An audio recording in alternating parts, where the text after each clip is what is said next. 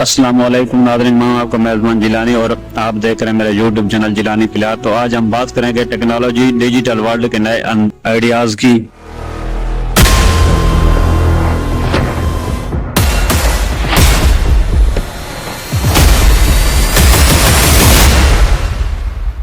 नाज़रीन, आज हम बात करने वाले इंसान की ज़िंदगी के बारे में, जो कि असल में एक इंसान के लिए सफ़र है और अल्लाह ताला की तरफ से ये दिया गया एक इम्तिहान है।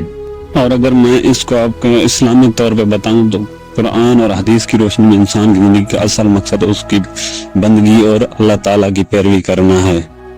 और अगर मैं आपको सादा लफ्ज़ों में बताऊं तो ज़िंदगी की 3 हकीकत ऐसी हैं जिन्हें सुनकर आप चौंक जाएंगे। नंबर 1 पे जो मैं आपको बताने वाला हूँ, सुनकर आप हैरान हो जाएंगे। इम्तिहान है ये दुनिया, उस शख्स के लिए टेस्ट है जहाँ उसकी नीयत, अमाल और सब्र का इम्तिहान होता है। और नंबर 2 पे जो मैं आपको बताने वाला हूँ वो बहुत ही हैरान कुन बात है। अगर कोई ज़मींदार शख्स है, अमीर है या फ़कीर है, जो भी है, उससे उसके अमाल का हिसाब ज़रूर लिया जाएगा। नंबर 3 पे मैं आपको बताता चलूँ, ये जगह हमेशा रहने वाली नहीं है। यहाँ कोई भी शख्स ये सोच कर ना रहे कि यहाँ मैंने सारी ज़िंदगी रहना है और यहाँ जो कुछ भी मेरे पास है ये हमेशा के लिए है। ऐसा कुछ भी नहीं है, ये फ़ानी जहाँ है और एक दिन छोड़ के ही जाना है। और अब मैं आपको बताता हूँ ज़िंदगी को समझने का नज़रिया।